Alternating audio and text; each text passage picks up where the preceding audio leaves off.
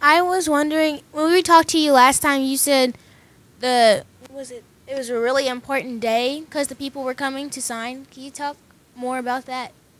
Like a follow-up, I guess? I think you were talking, last time we talked, you were talking about the protests that were coming up on Friday. So so she's asking about what happened last Friday. Yeah, it was a big disaster last Friday. But fortunately, the good thing about it, there was no bloodshed.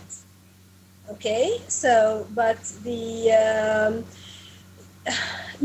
the revolution, everybody went out to demonstrate. Everybody, like the majority of the Egyptians went on the streets from all sects, from like Christians, Muslims, Islamist fundamentals, everybody. We all had like the same demand, which is the falling of the whole regime and to get rid of our president who has been there for the past 30 years.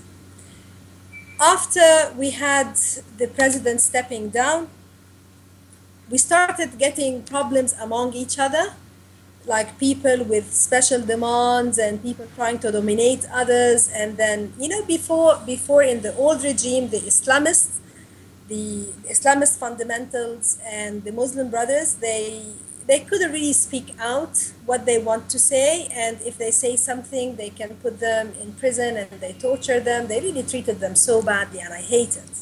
I don't agree with this at all. But with the revolution, now they can say what they want. And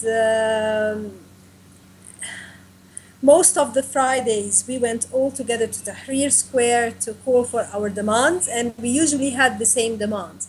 But now, they started changing their tone and starting jumping on the revolution, trying to dominate the revolution for their own interests. We're writing a new constitution in Egypt, and we want our constitution to be a civil constitution that respects human rights and doesn't discriminate against any sect or any religion. As I told you, you don't choose your religion in this country. You can be a Muslim and you don't believe in Islam. You can be a Christian and don't believe in Christianity, and you have no right to change. Even if you change it in your heart, if you want to go on your ID card, because Farida, I don't know if you can hear me, but you froze for a second, so hold on. Oh, really? Where did I stop? Can you hear me? Even it's written on your ID card? Yeah, it's written on your ID card that you're a Muslim or a Christian. If you're or a Jew, and the Jews are not that many in Egypt, maybe we have 200 Jews or something. If you are anything else but a Muslim, Christian, or a Jew, what? Oh, I was asking our tech guru to turn you up just a little bit, and you froze again. So hold on just a second. I froze again? Oh no, here you are. Here you are. Can you hear me now? Yes, yes. Yeah. So what were we talking about now? Oh, yes. So anyway, we go down with our demands to have like a new constitution, and the constitution, we want it to be civil. Apart from the Muslim Brotherhood and the Islamists, they don't want a civil constitution. They want it to be an Islamic state. And this we all refuse. Islamic state will be like Saudi Arabia or Iran. And we don't want to be like Saudi Arabia or Iran. We want a constitution that respects human rights. You have all the right to be whatever you want, and a civil state. And we don't want a military state as well, because we have been ruled by the military for the past 59 years. So they have their own ways of manipulating the revolution, and they threatened and not threatened. They said they are going down to Tahrir Square with the people on Friday, calling for their demands. And then anyway, we sat all together and we discussed that we have to unify our demands, and we will put the constitution now on the side, and we're not going to talk about the civil state and about the constitution. And they went to Tahrir Square having all these Islamic slogans, and we decided that we're not going to put any slogans regarding religion. Okay, because even if you're a Muslim, you don't believe in what they said. They they've put slogans like Obama, Obama, we are all, what's his name? The guy who was killed from the Qaeda. We are all Osama, you know, stuff like that. Very scary for the people, you know? Can you imagine all these people in Tahrir Square are pro Osama bin Laden? And the road to Kandahar, and we wanted Islamic, and we want Sharia.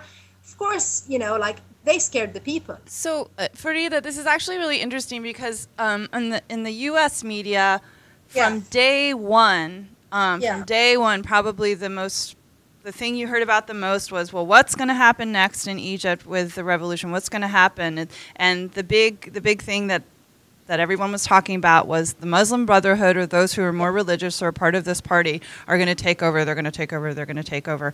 And really, so it's interesting to hear this now because this is really the first time where they've kind of made a public demonstration of their will or of their power, of their solidarity. And how can you tell us? I know that you personally want to see a political future for Egypt that where like in America, religion and politics are separated. Can you hear me? Yeah. Okay. However, I wanted to know, you know, how much support is there? How much public support is there for incorporating more religion or Islamic law into the new order of Egypt? Is there much public support for this?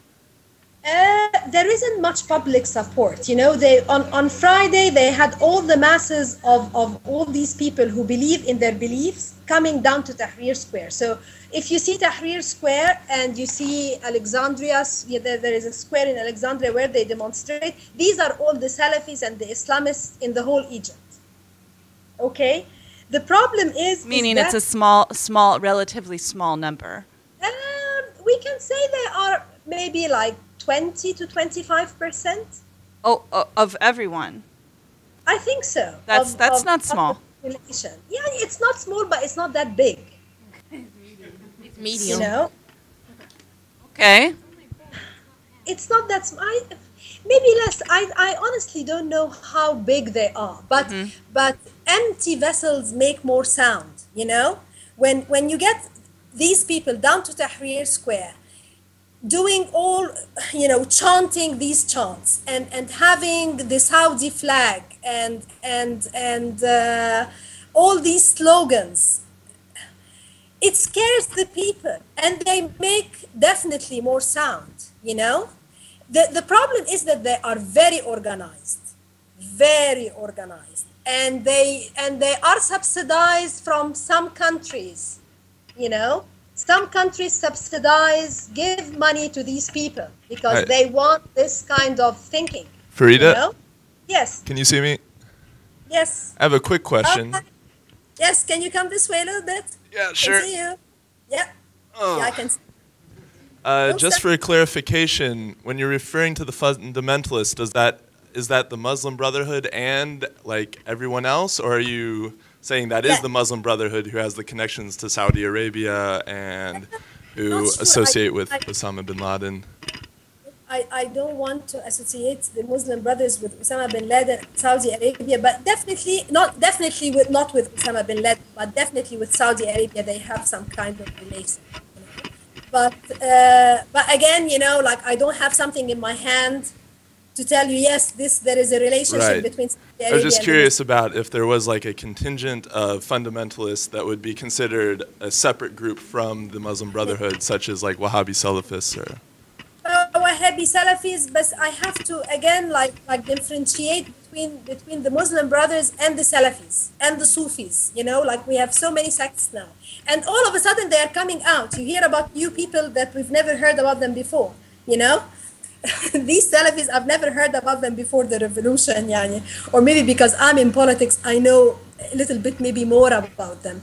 The Salafis are not the Brotherhood. The Brotherhood, they have more brains, definitely, and they speak more logic. And some of them are very respectful and worthwhile really listening to. And Farida, we have another question. Thank you. like during the Egyptian Revolution, a common saying was like the people in the army are one, and but once the revolution was over, the army seemed to stray away from that and be more of a governing body rather than a people, like a people going symbol. What's your opinion on that? My opinion on that, yes, we did chant the people and the army are one. And if you go back to the revolution, we used to sleep in the tankers, like in the tankers' wheels. Yeah. We trusted that they're not gonna move their tanks. And maybe because we didn't trust 100% they are with us. But anyway, we did chant that. I do believe that lots of the people in the army are with the revolution, and there are a lot of other people that are not with the revolution. What they are doing at the moment doesn't show good intentions, though they keep on saying, we're gonna give you the country as, like it's gonna be a civil constitution and a civil government, but they are not doing anything to prove it. Yeah, and yesterday, if you have heard, we had people on strike in Tahrir Square, and a lot of people left for Ramadan, and they will come back after Ramadan to give them 1 month to try and prove that they are really serious about the change.